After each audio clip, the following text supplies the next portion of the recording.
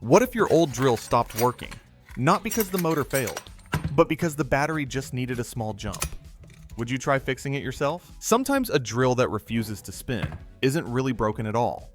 The battery may just be too weak for the charger to recognize it. And the good news is, with a simple jumpstart method, you can bring it back to life right at your workbench. No special tools, no complicated steps. Just a little patience and the kind of hands-on problem solving most of us enjoy. Let me walk you through how to revive that dead battery and get your drill working again. When you're dealing with a cordless drill that suddenly loses power, the first thing you want to do is check the battery. Start by swapping in the orange battery pack and slide it firmly into the drill. Give the trigger a squeeze. You'll see the drill spins normally, which tells us that this battery is still healthy. Now, take the charger and test both packs. When you plug in the orange one, the indicator shows it's taking a charge like it should. But the red pack doesn't light up at all, which tells us it's not accepting power.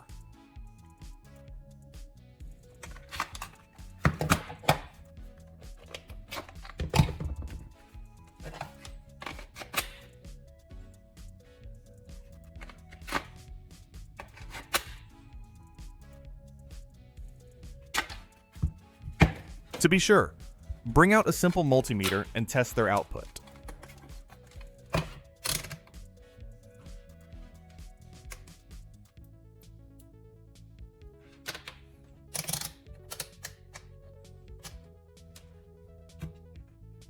The orange pack shows a steady reading, so it's delivering voltage.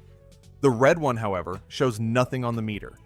That means the pack is either deeply discharged or stuck in a protection state. And that's what we need to fix next. Tell me where you're watching from. I always enjoy seeing the different cities and states you're tuning in from.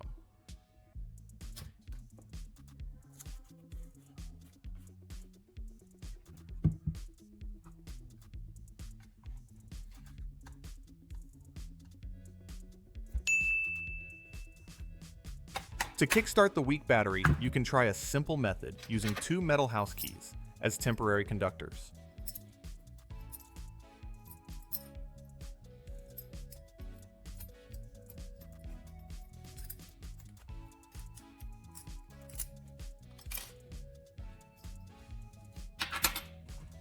Take both batteries and place them side by side so the positive ends line up together and the negative ends line up together. Now, press a key across the two positive terminals and the other key across the two negative terminals. The keys act like short jumper bars, letting a small amount of power flow from the good battery into the dead one. Keep everything steady and leave them connected like this for about 30 minutes. This slow transfer gives the weak battery just enough charge to wake up again without forcing it.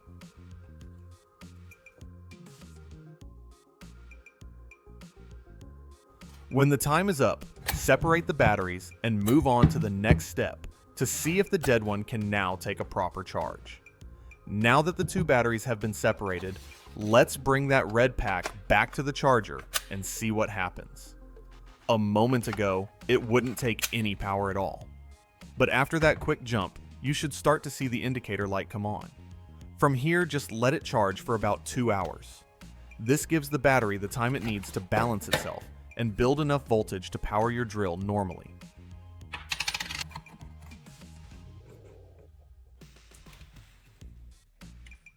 Once the charge is complete, we can move on to the next test.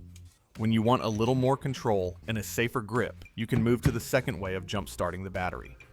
Take 4 small washers and push them onto the battery's terminals so the metal makes solid contact. Now, bring in 2 short wires, each one fitted with an alligator clip.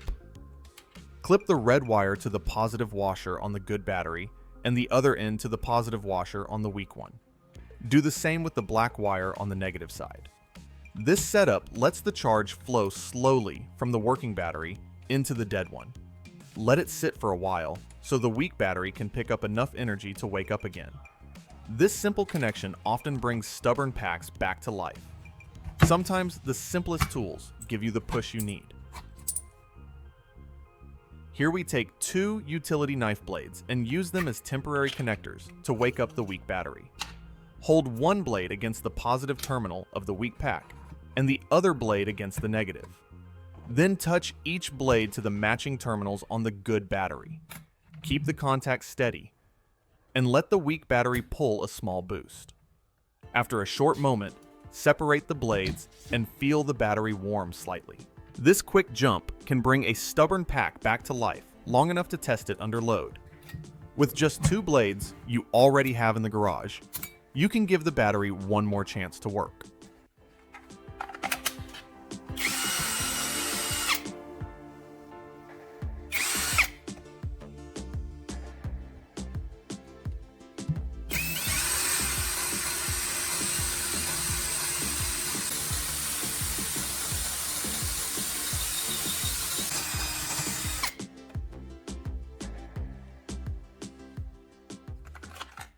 When your drill battery is ready, you can put it to work right away by testing a faulty LED bulb. Take 2 round LED boards.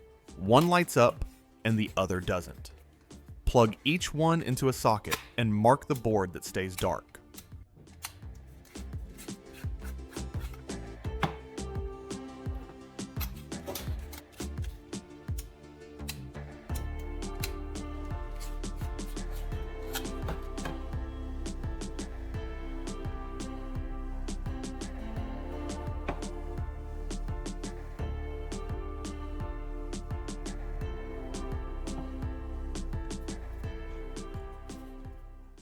Remove the plastic cover from the bad bulb with a utility knife to expose the LED chips.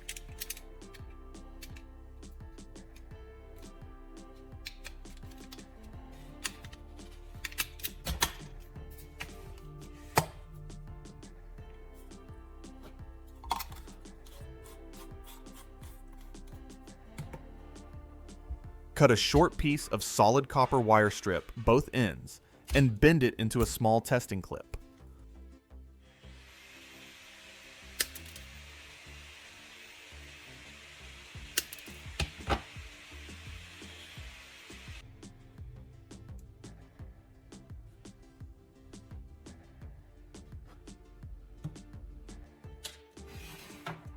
Plug the board into power, then touch the copper ends across each LED chip one by one.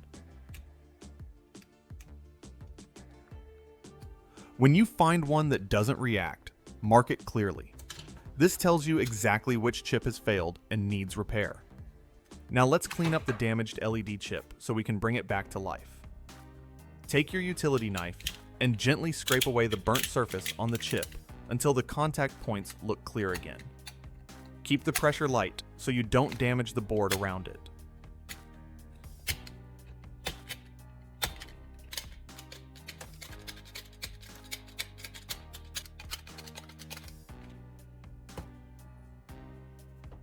After that, grab an old AA battery and use a pair of pliers to peel off the metal casing.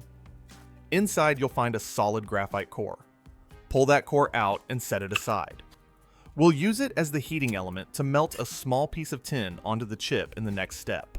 It's simple, it's quick, and it gets the repair ready for soldering. Now take 2 small wires, one red and one blue, and attach a washer to one end of each wire. Make sure the fit is tight, so the washers stay in place when you press them against the battery terminals. On the other ends, clip on 2 alligator clamps. Keep the red wire for the positive side and the blue wire for the negative side. This simple setup will let you control the flow of power safely when we heat the graphite and melt the tiny piece of tin onto the damaged LED chip. When you're ready to fix the burned LED chip, take the small piece of tin and place it right on top of the cleaned contact.